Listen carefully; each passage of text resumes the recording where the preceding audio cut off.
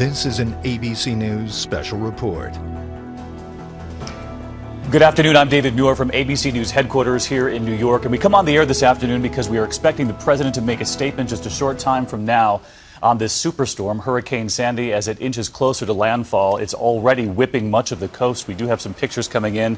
These are pictures from the Carolinas this afternoon, the Outer Banks. But this is the scene that's been mirrored up and down the East Coast, and the hurricane is not even here yet. In fact, already at this hour, 36,000 Americans are in the dark. They've already lost their power. This is a Category 1 hurricane, but don't be fooled by the fact that it's only a Category 1. As it approaches shore, it's going to be combining with two other major weather systems.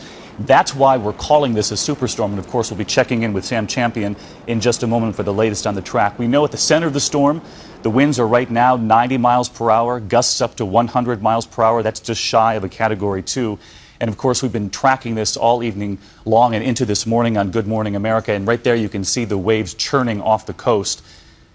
The concern here is that people do not go out in some of these low-lying areas because of the storm surge. We've been hearing this throughout the day today, that is the biggest fear, that these could be life-threatening storm surges when they come on shore. In fact, I was talking with Ginger Z just before we came on the air, where she is in Atlantic City. That's where the eye of the storm is expected to hit, and she's already standing in water, completely flooded out that whole area, and we'll be checking in with her shortly as well. You can see the track there on your screen, that giant system, and of course, again, the concern is just the scope of this. 1,000 miles across, you can feel those winds 500 miles in every direction of the eye, and when that makes landfall, it then combines with those two other systems, as I mentioned a moment ago. There are blizzard warnings that have been up in effect. They're expecting not only the winds, the rain, the storm surge, but also snow from this.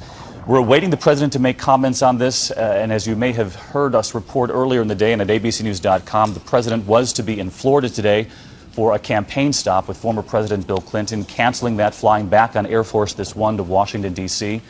We have also learned that Governor Romney, while holding a rally today in Ohio and then in Iowa, will cancel this evening's events and events into tomorrow because of the storm as well. So this is just a week to go before this election, and there's going to be a lot of talk about how this hurricane could affect Election Day. But in the meantime, of course, the real concern, the safety of 50 to 60 million Americans who are going to be in the path of this storm. You're looking at the pictures right there. Those were pictures coming in overnight, and appropriately, some of these towns look like ghost towns, and that is what so many of the authorities had hoped for. In fact, Governor Christie, in his typical blunt fashion, saying, "Don't be stupid, get out." And we were watching over the last 24 hours evacuations in several of these low-lying areas, people heeding the warnings. Here in New York, they are really concerned about lower Manhattan. As you might recall, a year ago, it was Hurricane Irene. We'll talk more about that in a moment, but here's the president in the briefing room. Hello, everybody. I just received a full briefing from our emergency response teams, including FEMA and agencies that are going to be helpful in the response and recovery efforts. The Department of Energy, the Department of Transportation, the Department of Health, Homeland Security, and the Department of Health and Human Services. Obviously, everybody is aware at this point that this is going to be a big and powerful storm. And all across the eastern seaboard, I think everybody is taking the appropriate preparations. I've spoken to all the governors in all these states. They have issued emergency declarations. Those have been turned around quickly here in the White House.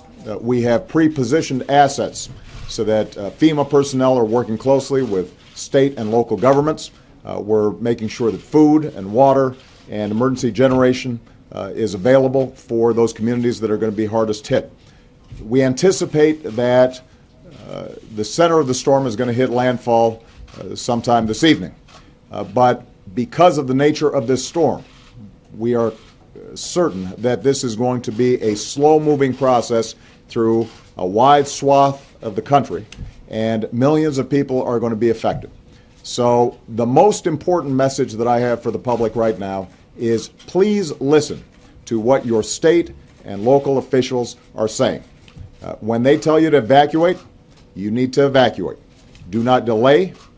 Don't pause. Don't question the instructions that are being given, because this is a serious storm and it could potentially have fatal consequences if people haven't acted quickly.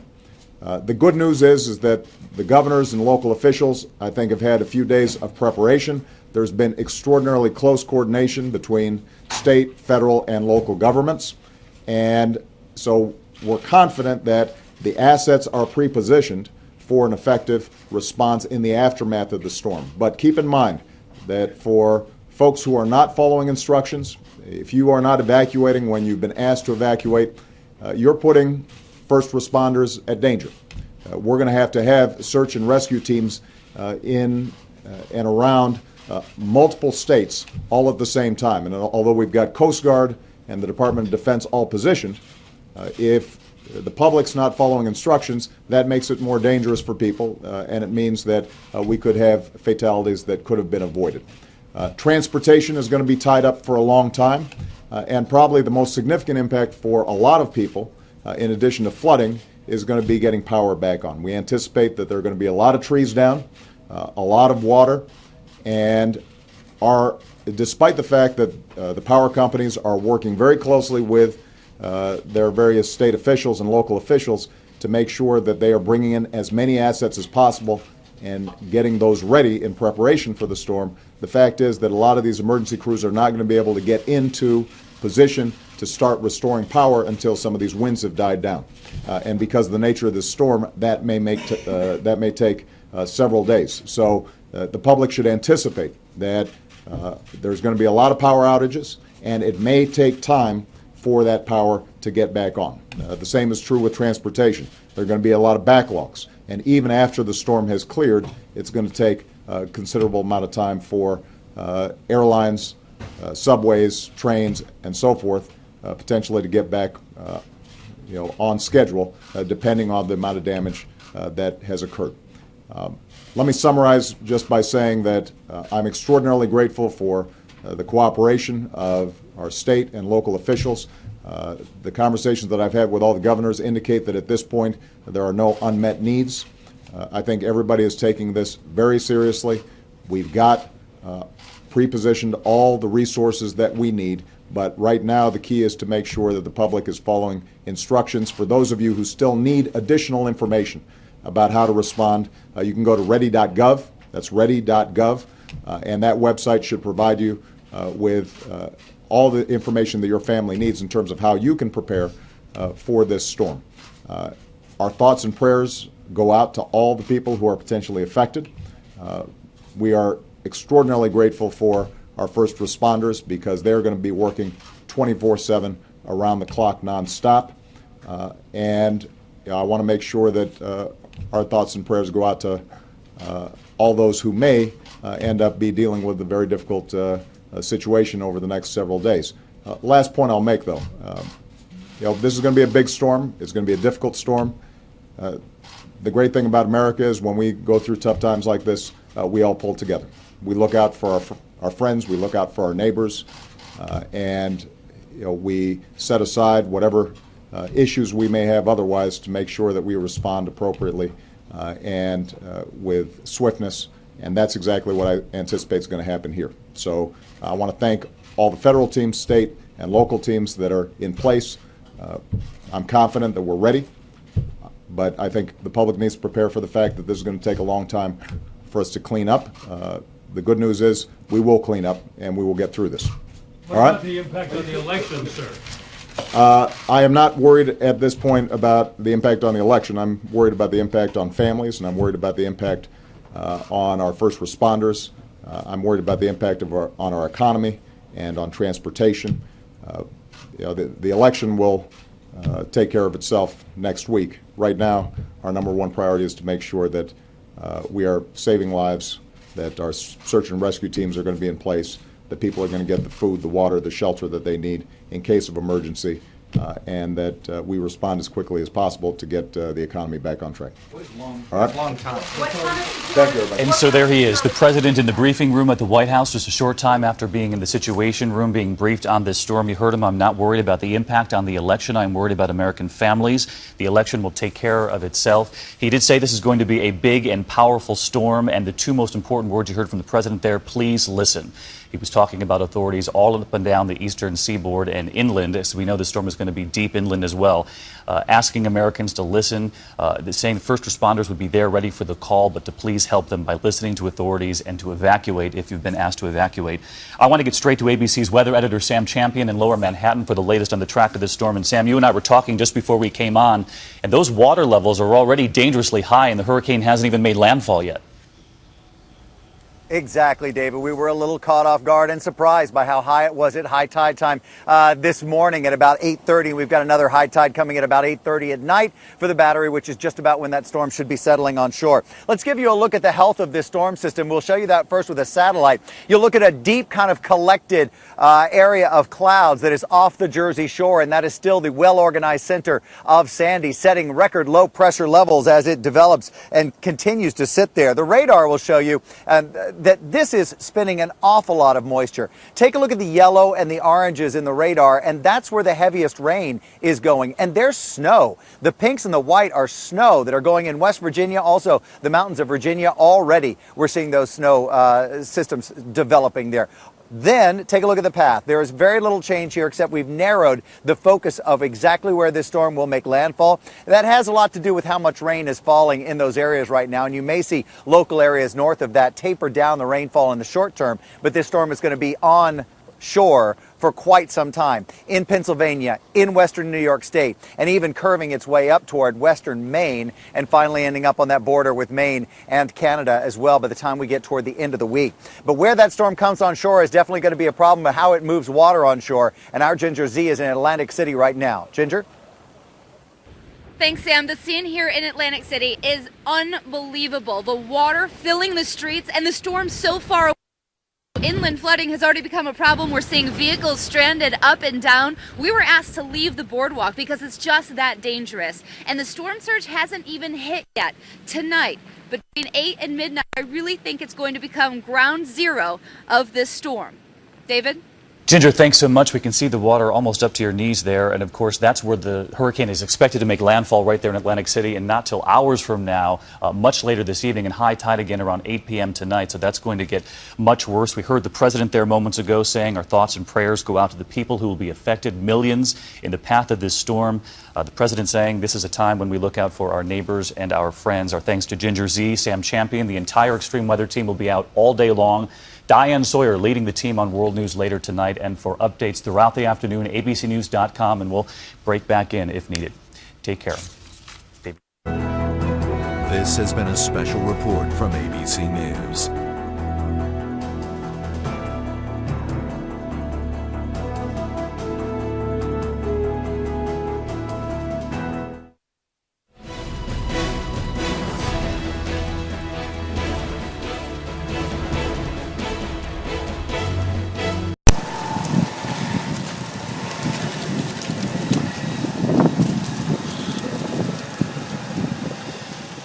Hola youtuberos, este es la parte de Brooklyn. El huracán ya viene con un aire impresionante. Wow, pueden ver esos árboles, se están moviendo bastante fuerte. Es un aire muy fuerte. Este es el huracán Sandy, que viene en camino ya. Lamento para aquellos, a nosotros, están ahora ya cancelaron los trenes. Parte de Manhattan ya están cerrados, ya no hay más trenes. Hay mucho aire, mucho viento y pronto viene la lluvia. Yo quería grabar este video para aquellos que querían saber cómo está Brooklyn, pues lamentablemente está muy fuerte el aire. Bueno, los parques están cerrados, no hay trenes, no hay buses, los túneles están cerrados, los puentes están cerrados, no hay servicio. Wow, estamos en un pánico del huracán Sandy. Bueno,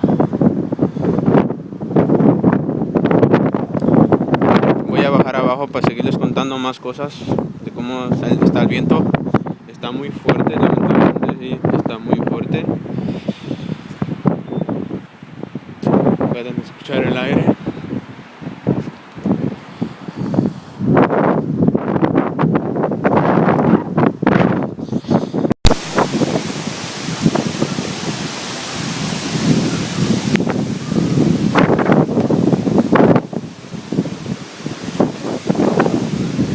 Hola mis seguidores de YouTube, este es un video que estoy haciendo para aquellos que desean saber cómo está Brooklyn. Pues la verdad está muy feo, ya se han ido alterando más los vientos, los aires, como pueden ver, está bastante fuerte. Wow, lamentamos no tener una claridad de cámara, lo que pasa es que ya se ha mojado por los bastantes aires y la lluvia que está cayendo. Bueno, pues ya les estoy grabando este video para aquellos que está Brooklyn, el estado de Brooklyn. Pues miren, está bastante fuerte y no logró aclarar. Oh my God.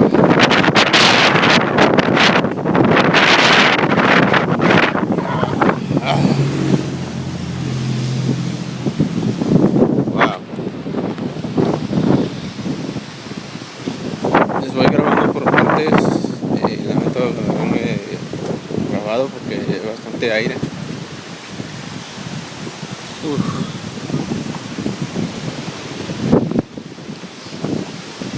Hasta ahora no ha pasado accidentes, gracias a Dios. Estamos bien todos, seguimos bien.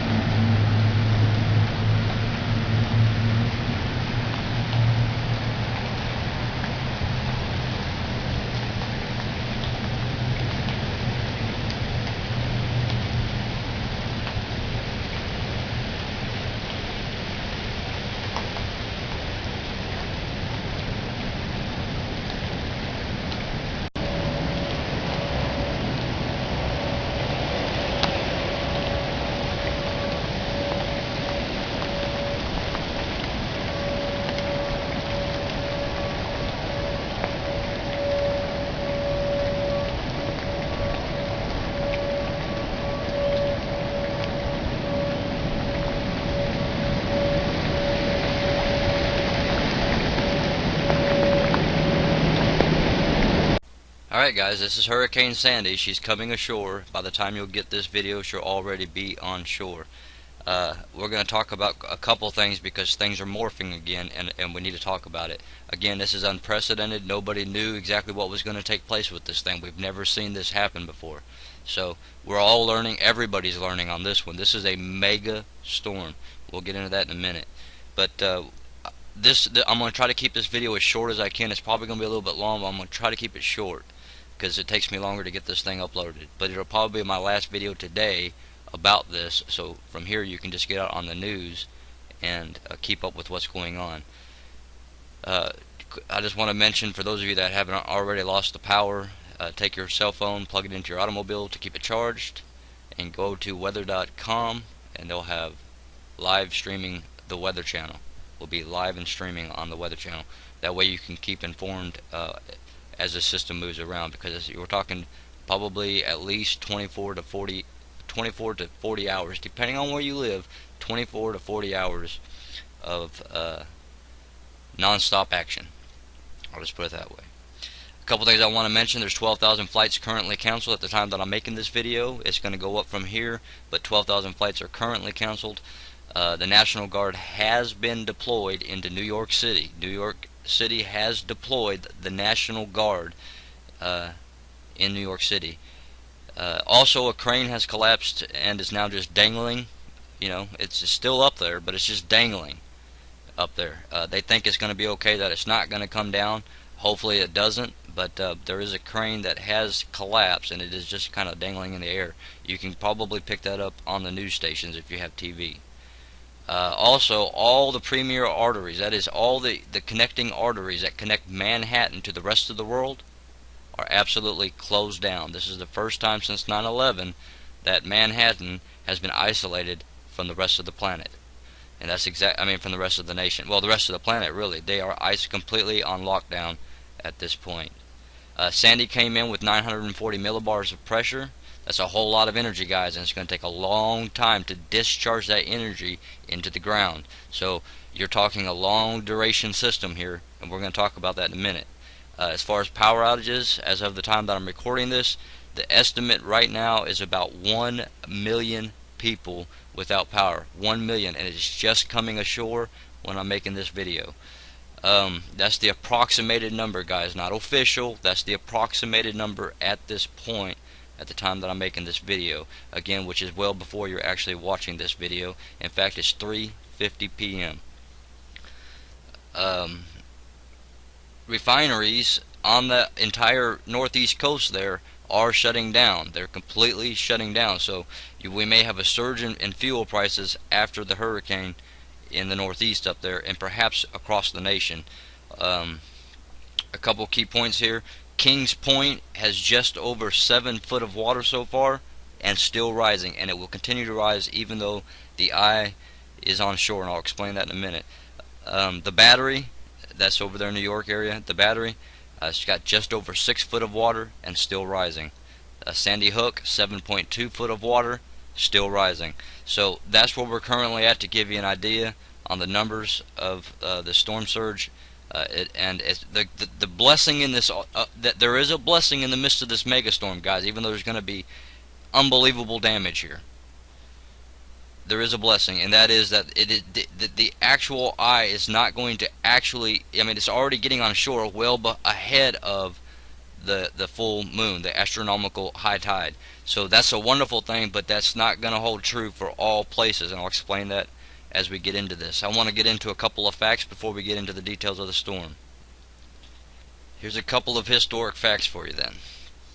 On this very day in 1929 was the historic stock market crash. On this very day. I wonder what's happening with the stock market. I'm not actually sure. But anyway, in 1888 was the last time the stock market exchange was closed for 2 days straight. 1888, guys, 1888. It's going to be closed for 2 days straight. At least 2 days, maybe 3, but they're thinking just for 2 days. But 2 days. Last time that happened, 1888. Okay, so just some details on, kind of how these things are reflecting back on certain things. The stock market may go into kind of a slight little minor crash phase, as this has a devastating effect on the entirety of the Northeast. So it may go into kind of a little miniaturized, crash, nothing major, maybe huge, I don't know, but something. And that just happens to line up with the dates. And then 2 days of closing, 1888 was the last time that happened. So let's talk about this storm. Let me get back to that other view here. Okay, this is kind of zoomed out, but what I'm going to do is I'm going to put the circles on here to kind of explain what's going on. Now, when this repeats here, let me stop it when it repeats. Okay, right here where the circle's at, okay, that's the hurricane. Remember, what happened was you had a hurricane develop down in the Caribbean Sea. It came up, headed north. It went through Cuba and the Bahamas. It went through Jamaica, Cuba, the Bahamas. Then it kind of paralleled the coast of Florida, producing a little bit of rain, well, quite a bit of rain, but anyway, in Florida. And then it started to shift to the north and then to the northeast, kind of paralleling the coast. And it started to stumble and have really some pretty serious difficulties. But what it was doing was morphing into a whole another system, which is that it was turning into a winter cyclone. So the hurricane put like a cocoon around itself, and that's when all this stumbling and deterioration and all this, it kind of looked like the storm was getting really weak and really unimpressive, and a lot of people let their guards go down, and that's not a good thing. But anyways, and then that's what this little thing here is, that hurricane, that original hurricane down there in the Caribbean Ocean, or Caribbean Sea. And okay, and then this whole thing out here, which this other side is not filled in yet, but it's going to, and I'll explain that. Okay, but this whole thing here, this almost 1,000 miles, guys, in diameter. It's huge. It's just massive. The energy is displaced over this massive area.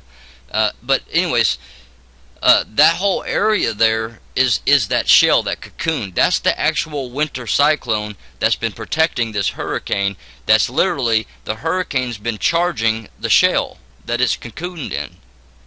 Okay, so there's your hurricane, actually right here in the little circle here, and then that's the winter cyclone. Okay, remember, you're dealing with two systems here, an unprecedented event. We have nothing to go by to determine what will happen to this system, but we're watching it firsthand, what happens with these kind of megastorms. Again, this is the first megastorm we've ever seen, we've ever known about.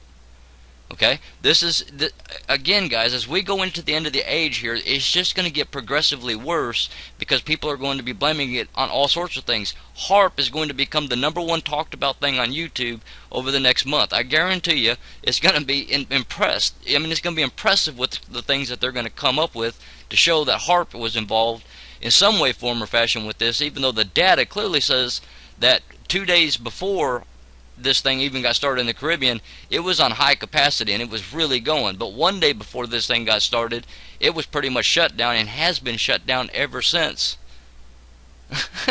That's the craziest part of it all, as far as the Alaska HAARP station. Now, there's HAARP stations all around the world, guys, so who knows if man's involved in this or not. But I've said this over and over again, things only get worse, guys. Remember when we only got 1 or 2 6.0 earthquakes a day a couple years ago? I mean, 1 or 2 6.0 a month? And sometimes we'd have to go 2 or 3 months before we would even see a 6.0. Remember them days? And we were talking about it's going to get worse, it's going to spread out, it's going to get worse, everything's going to get worse. What you start to see now is only going to get worse. It'll progressively get worse. It's just the way it is. That's why you have to have your Savior. You have to have your Redeemer. That's why you got to know what the Word says, so you're not deceived, so you are watching, so you are praying, so you're ready. Because He said you can escape every one of the events, guys. And He set up the rules. Anyways, I don't know how I got way off on that rabbit trail, but here's the hurricane. There's the system. Okay, I just showed you with the circles a little while ago. Now let's bump this forward, right? Boom, boom, boom, boom. Watch the hurricane. It expanded. Did you see that? Let's back it up once. Okay, watch it just all of a sudden expand. Boom, boom, boom. See how it grew? It got bigger. Okay, now keep watching this. It's going to start to shrink and compress itself against the cocoon, against that cyclone. Watch this.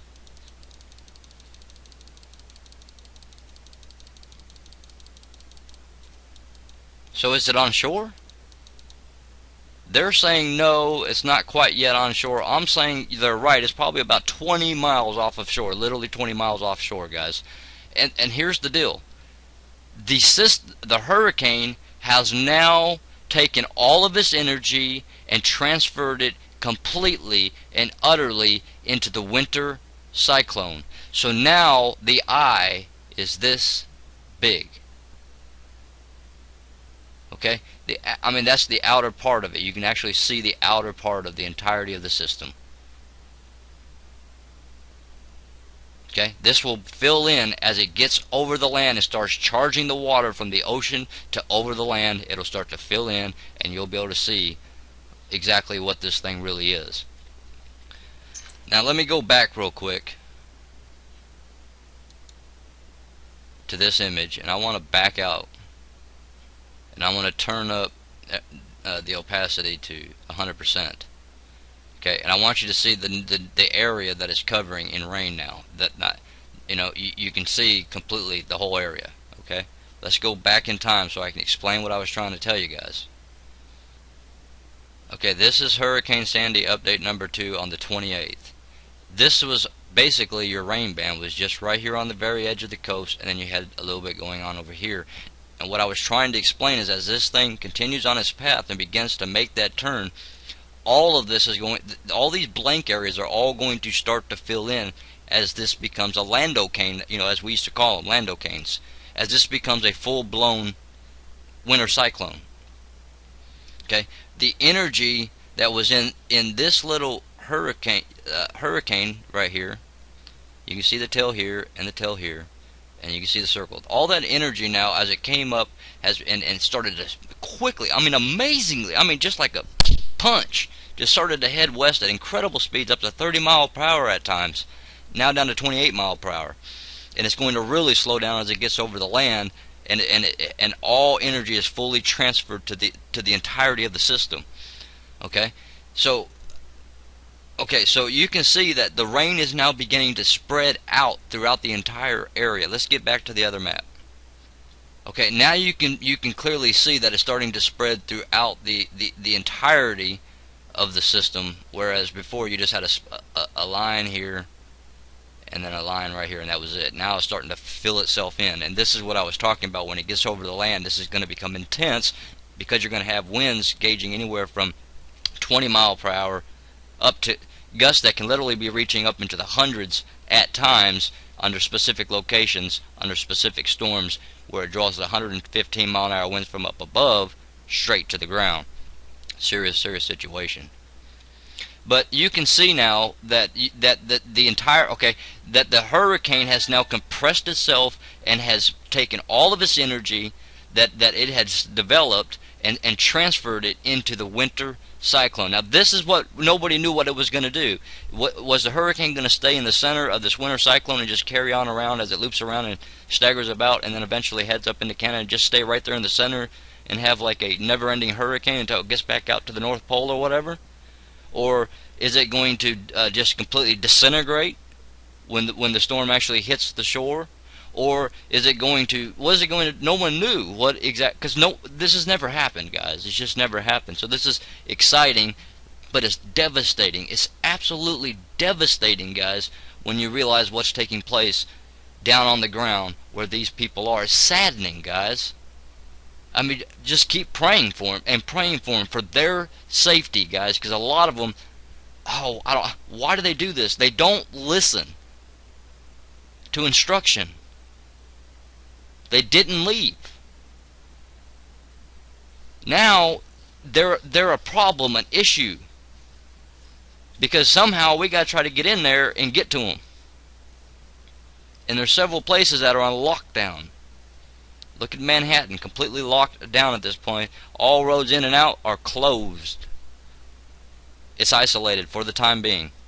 Okay, so it has transferred itself into this entirety of the system, and as this whole system begins to move, you're going to get, I don't know if there's a calm spot in here. Like in a hurricane, you have the eye, and inside the eye it's really calm and the sun's out and all that kind of stuff. I don't know if there's going to be such a thing in this system, because not all winter cyclones end up with that eye in there. Usually they fill in, but this thing is powerful.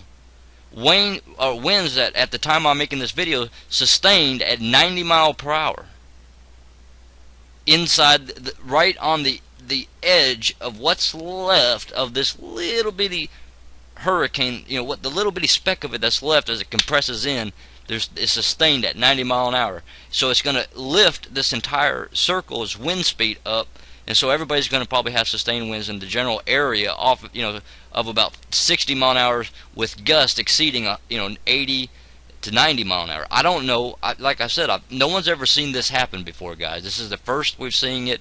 We're learning from it. This is the megastorm that sets the precedent for all the megastorms to come in the future. Okay? I don't know. What are they going to name the megastorm? Is it Megastorm Frankenstorm? Is that what the name of it is? I don't know. This is a mega storm, guys, and it is a hybrid storm at that. We're going to see megastorms like this, but they're not necessarily going to be from a hurricane connecting and creating a cocoon inside of a winter cyclone system. Okay, I think hurricanes are going to get much larger just on their own, and I also think there's going to be more of them, and I also think that we're going to have winter cyclones that are going to grow to the entire size of perhaps take up half of a continent at a time. Just my opinion, guys. I just, and strictly my opinion, it is not fact. I'm just saying, I do know it only gets worse, guys. But it's no big deal. You can make it through it. And that is my point. First of all, confess your sins, repent, turn back to God, and walk in His ways, which is simply to walk in love toward one another. Help one another, lift one another up. Don't create anger. There's no reason, guys, to be creating anger. There's people perishing right now, and very few people reporting out. I'm disappointed, guys. Very disappointed in some of these people that you know I'm subscribed to. I was thinking, you know, their preppers are going to get videos out about this to tell people to prep. They just didn't. I mean, some did. Don't get me wrong. There's a couple of them, and you guys know who you are. And there's one of them, in fact, that's got a video response to one of my videos telling people to prepare mentally, physically, and spiritually. I mean, but overall, though, people, the preppers didn't even, that are supposed to be helping people to prep, just stood back and watched. And then you had other people that were sitting here and saying, they're hyping. There's something else going on in the background. It doesn't matter if there's something going on in the background. Get the message out there so people get their lives spared. This is a big time situation, guys, and it's going to happen and continue for the next 20 to 40 hours depending on where they live. It's a very, very serious situation, guys, and it's nothing to joke about.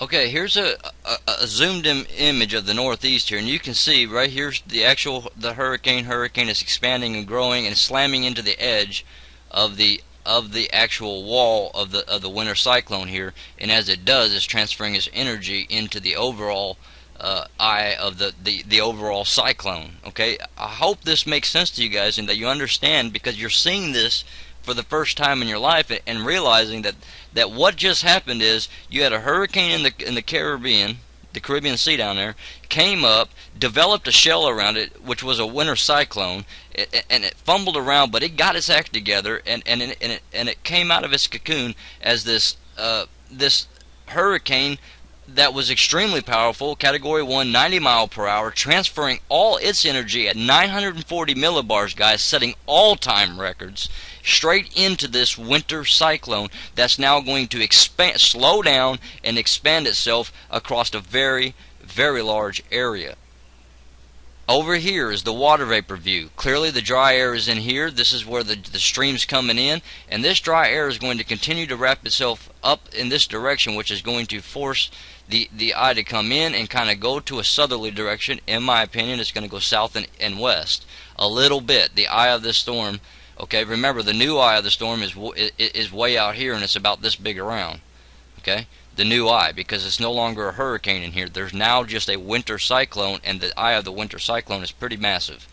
Okay, like I said, I don't know if it'll be sunny in there or how it's going to work in there. I don't know that part of it, because you know, there's a lot of energy involved with this thing. But anyways, this dry air is going to come up around the backside, which is going to kind of tend to bring the whole entire system toward the southwest just a little bit, and then probably toward the north, toward the west, and then up toward the north. And so it's going to kind of maybe jiggle a little bit right here in here, but I don't think you're going to see really any of the jiggling, because as this wraps around this way, it will completely, as the eye wraps around over to the land, and the entirety of the eye is on the land, and all that you have now is wind coming up here. It'll begin to fill in all aspects, guys, and it'll be raining in all sorts of places and having blizzard conditions in other places.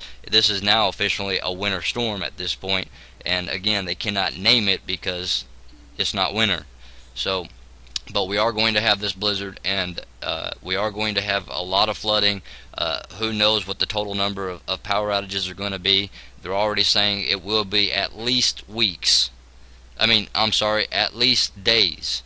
So, at least, and that's with 1 million people without power now. I don't know how much more people are going to lose power or anything of that nature, but nevertheless, guys, this is a very serious situation, still is and still will be for at least the next 12 hours minimum.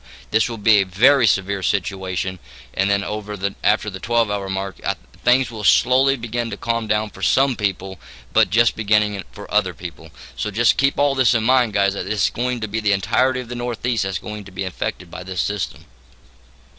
Okay, and here we are over on a much broader scale, so we can see the whole thing. Again, it starts out down here in the Caribbean, comes straight north, as a hurricane, falls apart, but gets this shell put around it. Now it's a winter cyclone, and it's shifting into and onto the shore, and now you're going to see the full glory of the winter cyclone itself, which you couldn't see as long as it was out in the waters, because it just doesn't work that way. When it gets over the land, it'll expand, the rain will expand out, and you'll be able to see this thing in a much better perspective. Now, if it continues to move quickly, that's great news, guys. Hopefully it'll move very fast and move up into Canada and out of Canada and not create too much problems. It's already created enough, guys. Already it's setting records in all sorts of ways. So, guys, I'll talk with you as soon as I can. I told you it'd be a long video, but I'd keep it as short as I can. That's as short as I can keep it. One more thing. Here's that image one more time. You can see that it is beginning to expand itself out. You're beginning to see its full glory, the fullness of it, okay? So it's going to expand out. You're going to get snow, freezing rain. You're going to get all sorts of weird things. You're going to get rain effect from the lakes, 20-foot waves in the lakes as this thing shifts to the west some more. These lakes are going to pick up with extreme wind. Guys, I'm telling you, a huge, over almost 1,000 miles of area is going to be affected by this one system in the most populated place in all of North America. And then it's headed up to into Toronto and Montreal and everything. So just all that, think about it. Canada's already being affected by it. They're talking about it in the comments below the videos here, guys. They're feeling it now. They're feeling the blunt force winds on this, and it's just now making sure. So I'm off here, guys. Get in the word, stay in the word, and get the word in you. I love you. Talk to you soon. Shalom to all. All right, guys. The earthquakes have me a bit worried. As you can see, nowhere on the planet are we getting large earthquakes. I mean, there's nothing above a 5.3. And there hasn't been for the last 24 hours, except, of course, over here where there's the aftershocks. And having aftershocks as high as 6.3 is pretty significant aftershocks, guys. But there's no pressure being relieved anywhere else, so it's really got me concerned at this point, especially for Alaska and the Aleutian Islands through Russia here, where that 4.9 hit, as well as the West Coast. Central America's really got me concerned, and we see a 4.5 popping there now.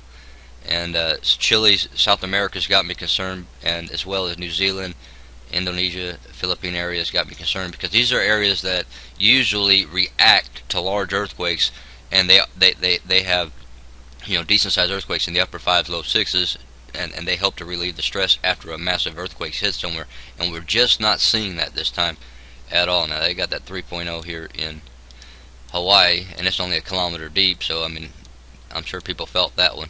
Anyways, like I said, heads up, guys, especially in the concerned areas, the West Coast United States, Central America, Chile area of South America, New Zealand, Indonesia, as well as Alaska, the Aleutian Islands, all the way to Russia.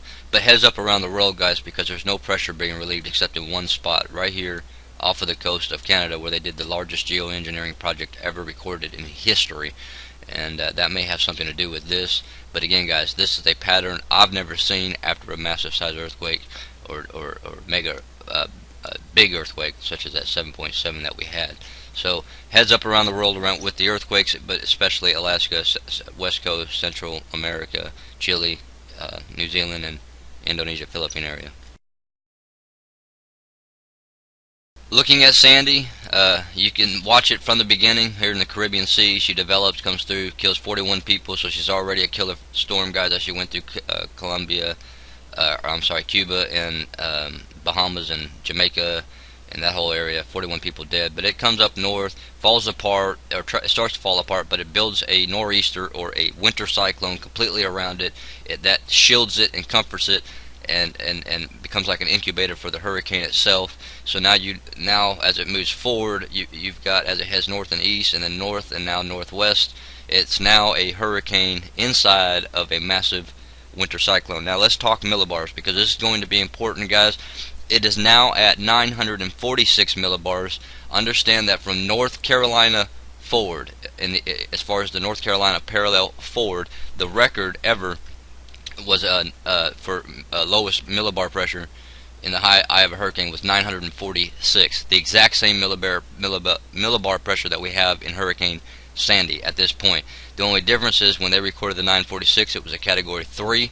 This one's a Category 1. So the energy, which is what the millibars represent, the energy of this storm is that of a Category 3, Category 4 hurricane.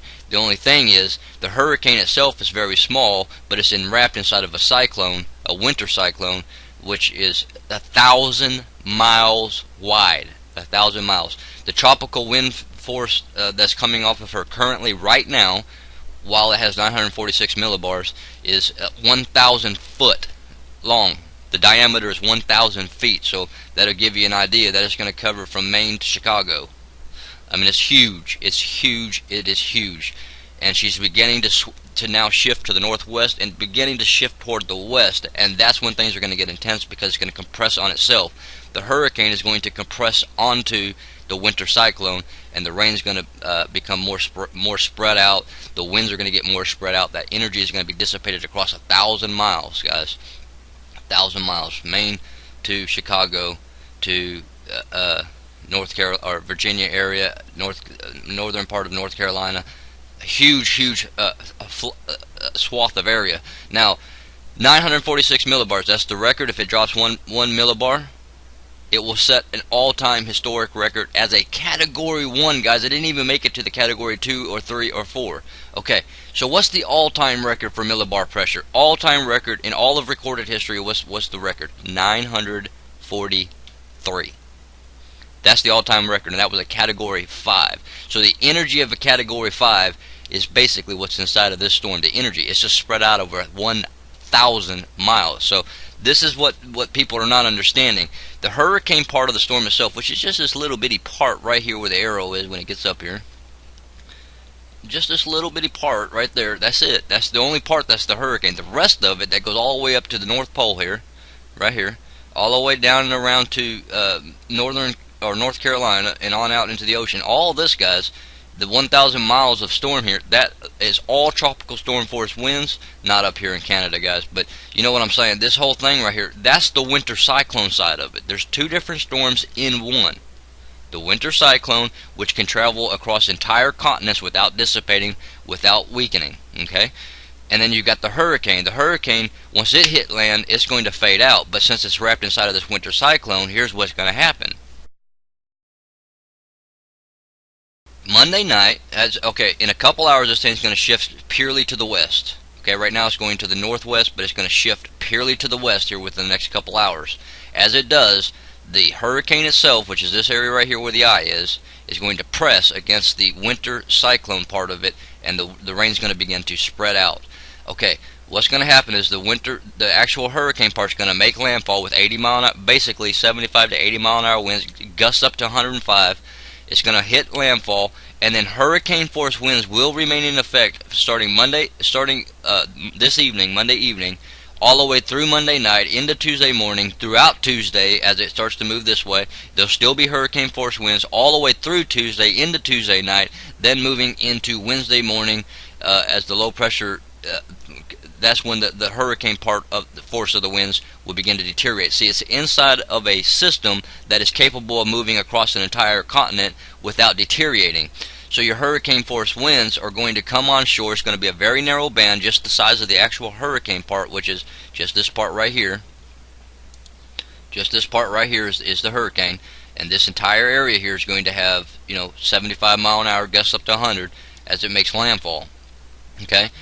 In the meanwhile, this area here is all going to be under tropical storm force winds for the next 24 to 40 hours. 24 to 40 hours, depending on your location, is how long of a duration you're going to have to deal with this thing. You're going to have the storm surge come on. Okay, first you got to deal with the astronomically high tide. It's going to make the water about 3 inches higher than any other high tide, normally. So about 2 to 3 inches higher than normal, than a normal high tide. Astronomically high tide, and then on top of that you're going to get in the New York area somewhere between 9 and 12 foot of storm surge. Okay, and then on top of that they're expecting anywhere from 5 to 17 foot waves. So huge impact right at the wherever the actual hurricane itself is. But the effects of the winter cyclone, which is what's containing the tropical storm force winds, which is anything below 75 mile per hour, is going to cover from Maine to Chicago and all the way down through North Carolina. So, I mean, it's huge, guys. It's just amazingly huge. The Great Lakes, Lake Erie, Lake Michigan, Lake Ontario, all these different lakes up here, they're expecting anywhere from 50 to 65 mile per hour winds and upwards of 20 foot waves going on in the Great Lakes from this one system. plus the snowfall, possible blizzards. Again, anything above 4,000 feet, 2+ snow, as much as 4 foot of snow. So heads up on that. Lower elevations, a little bit less snow, but it's very wet snow, heavy snow that will attach itself to the leaves that are still on the trees, which means power outages. We already have power outages being reported in several states, all up and down the East Coast already, guys. And the hurricane has, Hurricane Sandy still is miles and miles and miles off the coast. It's not even started its westward track. It's on its northwest track. It's still got to move to the west. Okay, looking over here on the flight tracker, we can clearly see that there's very little activity going on in the northeast. Very, very little activity. Way, way down from 6 hours ago.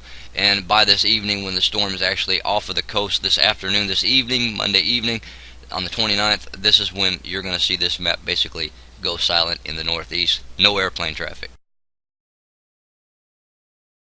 On the wind map, we can clearly see that this storm has an effect on the entirety of the east coast. The entirety. Okay, granted, there's a breeze down here. We're only dealing with 8, 9, 10 mile-an-hour winds, and only a breeze up here. We're only dealing with 12 mile-an-hour winds. And then you get out into the New York area, and you're dealing with, what, 36 mile-an-hour winds or so?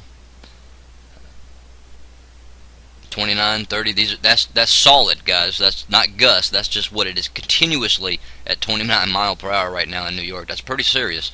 And then the winds are affected all the way over again to Chicago, and we're expecting 65 mile-an-hour winds throughout the lake. So you can see the scale of this thing, guys, and understand that she is still out in the Atlantic Ocean. She has not made landfall yet. This is a very, very powerful storm encompassing a very large area. 946 millibars is a massive amount of energy, but it's spread out over a huge territory. Again, guys, we have nothing in history that we can compare this storm to. This is a one-of-a-kind megastorm. If you survive this storm, congratulations, you've made it through the first megastorm ever that we know of, at least on this planet. Congratulations if you make it through this. So get ready to bunker down as this evening rolls in and this thing really begins to intensify and to really begin to start its damage. Again, this is a long duration. I can't stress that enough, guys. You're talking anywhere from 24 to 40 hours of wind, rain, storm surges, all sorts of crazy things. The winds shifting from the north to the east to the west to the south as the low pressure moves around in that area. Just get ready, guys. Significant activity getting ready to take place this afternoon.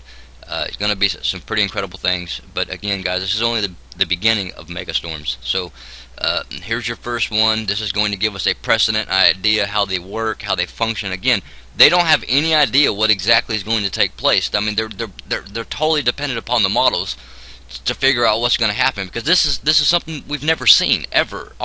Our fathers have never seen it. Our forefathers have never seen it. It's just we don't truly know the full potential of what's going to happen here, and that's been the problem the whole time.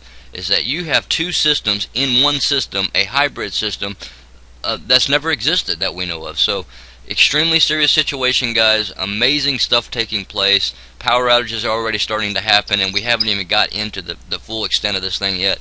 That's later tonight. That's still 8-9 hours away, and then it gets serious. So love you guys. Get in the word, stay in the word, and get the word in you. I hope I've covered everything. I'll talk with you guys soon. The last thing that when they did that drill was in response. I don't know if I said it in this video or not, but that drill was in response to the 1938 hurricane that paralyzed the East Coast. Absolutely paralyzed the East Coast. It had 993 millibars that paralyzed the East Coast. 993 millibars. This one's got 946, guys. That's way lower, way more powerful, way stronger than that. Okay. The drill that they did was based on the 1938 hurricane. Okay, that's the drill that FEMA and the government did. That was that they named Hurricane Sandy and all that. It's all based on the 1937 hurricane that hit. All of it, 1938 hurricane. Okay, that had 993 millibars, and it absolutely, completely, utterly paralyzed the Northeast, and that's why they had that drill. And so they got an idea what to do here, but they have never drilled or practiced for anything of this scale ever, guys. They don't know exactly what to do either. This is far bigger than anything that they've ever practiced for. Way exceedingly far beyond anything they've ever practiced for. And we're talking up to upwards of 50 to 60 million people without power. I mean, that's the possibility here. I expect it to be around, 5 to probably 15 million people are going to be without power. That's just my prediction here, my guess. But it could be far more than that. It could be far less. Just a guess. But anyways, guys, get in the Word, stay in the Word, and get the Word in you. Heads up, big time. Today's the day. Starting today, everything begins to deteriorate, completely deteriorate. If we get landfall tonight, then it goes through all day tomorrow, and then into Wednesday, and then it begins to head out of here into Canada, and then Canada gets to deal with it for a while before it completely moves out. So heads up, guys.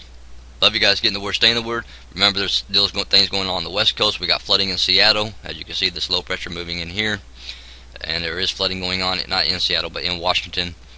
A pretty large system, and that's going to work its way probably to the northeast going through Canada. So we'll just have to keep an eye on it and see exactly what it does. But I do believe that it will be, the tail of it at least will be traveling through the United States and probably bringing in severe weather or winter weather or whatever it's going to do. So heads up on that. I don't know what else to tell you guys except that down there in Louisiana, the geologist came forward and said, look, man, I made a mistake. I was wrong. There's exceedingly more pressure than I've ever imagined down there. Also, we're now starting to see methane fires popping up all throughout the state of Louisiana. Just incredible things going on down there in Louisiana. So let's not forget about what's going on in Louisiana either, guys. Prayers to the northeast, prayers to the south, and prayers to the northwest up there as they're getting flooded out as well. I'll talk with you guys soon. Get in the Word, stay in the Word, and get the Word in you. Shalom to all.